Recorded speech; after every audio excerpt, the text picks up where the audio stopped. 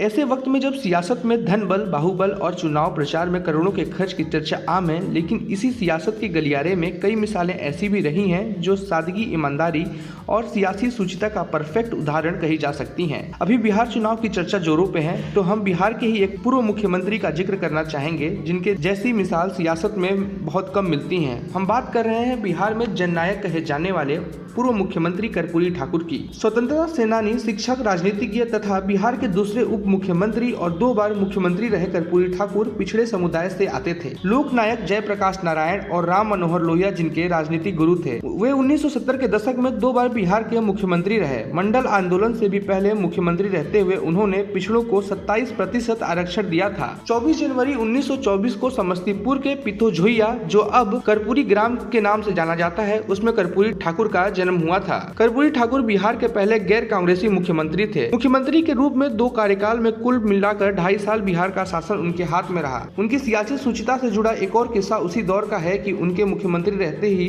उनके गांव के कुछ दबंग सामंतों ने उनके पिता को अपमानित किया। खबर फैली तो डीएम गांव में कार्रवाई करने पहुंचे, लेकिन कर्पूरी ठाकुर उन्हें कार्रवाई करने से रोक दिया। उनका कहना था कि दबे पिछड़ों का अपमान तो गाँव गाँव में हो रहा है, सबको बचाएं पुलिस तब कोई बात हो। 1960 के दशक में कांग्रेस के खिलाफ देश में समाजवादी आंदोलन तेज हो रहा था। 1967 के आम चुनाव में डॉक्टर राम मनोहर लोहिया के नेतृत्व में गैर कांग्रेसवाद का नारा दिया गया।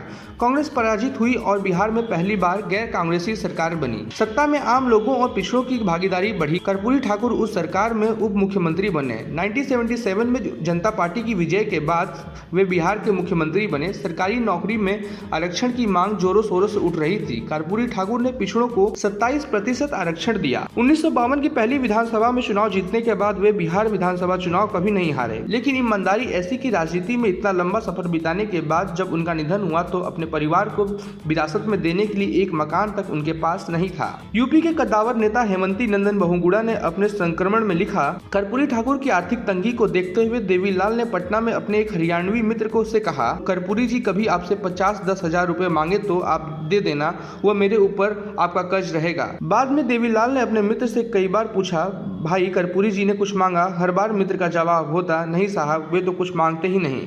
जननायक कर्पूरी ठाकुर का निधन 64 साल की उम्र में 17 फरवरी 1988 को दिल का दौरा पड़ने से हुआ था।